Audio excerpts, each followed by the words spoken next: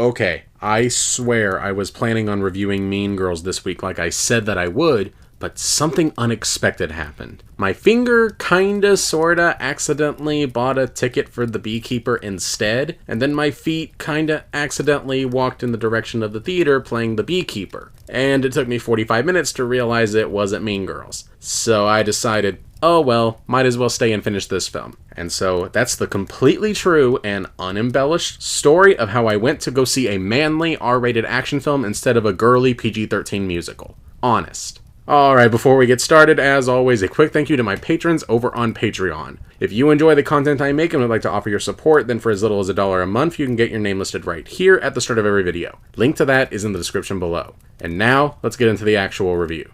We have to kill him before he kills his way to the top.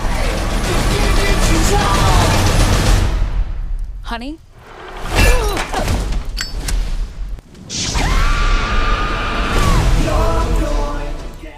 The Beekeeper is the newest action film and tells the story of, well, the character has a name, but let's face it, you're not going to call him that, so let's just call him Jason Statham, who is a beekeeper and, of course, a former retired operative, who after a loved one gets scammed, goes on a one-man warpath to bring down the people responsible, no matter how deep the beehive goes.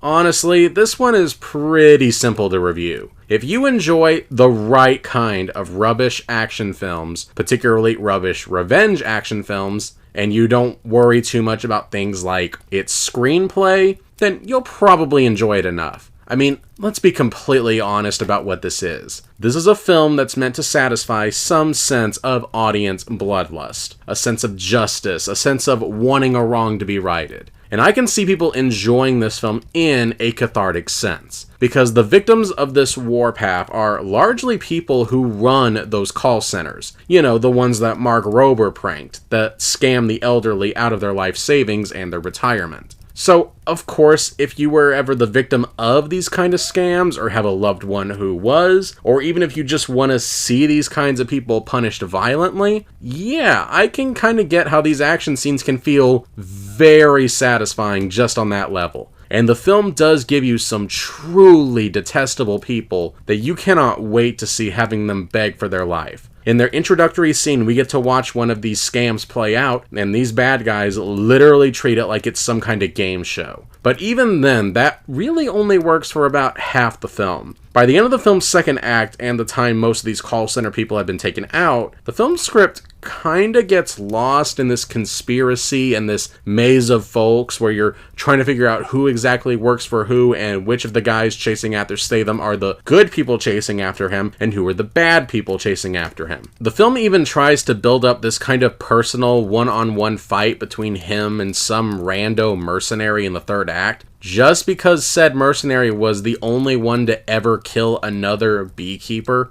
which doesn't work because we don't know what Statham's relationship might have been with said beekeeper. This gets rushed very quickly, but the film treats it like it's been building up the entire film when it hasn't. And there are definitely really dumb moments that you could point at the screen and go, okay, that's just stupid. Like, at one point, Statham sets up a bomb that will go off once another potential victim calls the call center, which is very nice and poetic and everything, but what if somebody had called right at that very moment? He would have been blown up right alongside it. Or how these so-called beekeepers, this shadow organization that is so secret that not even the head of the CIA knows about them, and yet when they send another beekeeper to take care of Statham, she decides to try to take him out at a gas station in front of cameras and dozens of witnesses, and uses a freaking rotary cannon, which I want to remind you again, at a gas station right next to highly flammable gasoline tanks to try to kill him.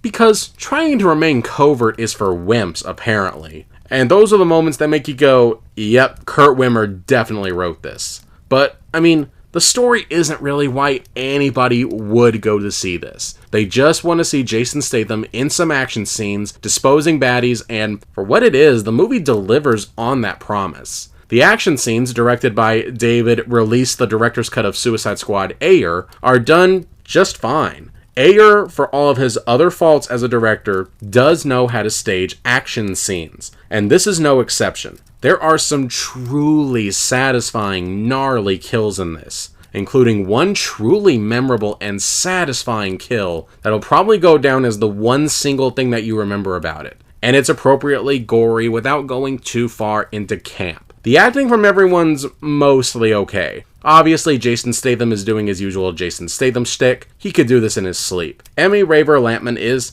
fine, but she mostly exists just to react to what Statham is doing. Josh Hutcherson is actually a lot of fun as a slimy millennial yuppie type, at least until the third act where he has to be intimidating. And if there's something Josh Hutcherson is not, it's intimidating. Jeremy Irons does just fine with what he's given, which is admittedly not much, but the real standout of the supporting cast is Gemma Redgrave, who actually does a good job with her role. So yeah, the weak point really is the script. You do get some really dumb scenes, some laughably bad lines of dialogue, and a plot that gets both too convoluted and yet too simplistic at the same time. So yeah, Kurt Wimmer's involvement being the worst thing about a film.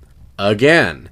I'm feeling like I got deja vu or something. Bottom line, The Beekeeper is perfectly serviceable action rubbish. If you go into this knowing this is a John Wick, and Nobody, and Death Wish, and The Foreigner, and The Equalizer knockoff, and are willing to accept that this is just a portmanteau of a bunch of stuff that you've seen before, then I think you'll enjoy it. I mean, I don't think anybody's going in expecting like this is going to be some groundbreaking new action film or a serious exploration of the human condition. And yes, there are absolutely plot holes or really stupid things that you could poke holes in if you so choose. But yeah, this isn't one of those films that exists to linger in your memory and you ponder what the deeper meaning of it all is. It's a film meant to satisfy our baser urges of wanting to see evil taken out in a bloody, gruesome fashion in the moment. This is pure January action cheese. Something to see if you're bored and it's at matinee price, or if it's on a lazy Sunday evening and it's on streaming. Something that kills the time just as easily as Statham kills the baddies. There's a place for that kind of cinema, and it fits into that place rather snugly.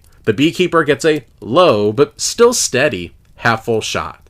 And I guess that's it for now. Thank you so much for watching. As always, if you want to see my early thoughts of any film I watch, or to read more of my reviews, make sure to check out my Letterboxd account. The link to that is in the description below. And make sure that you're subscribed so that you don't miss any upcoming reviews. Have a good day, and I'll see you next time.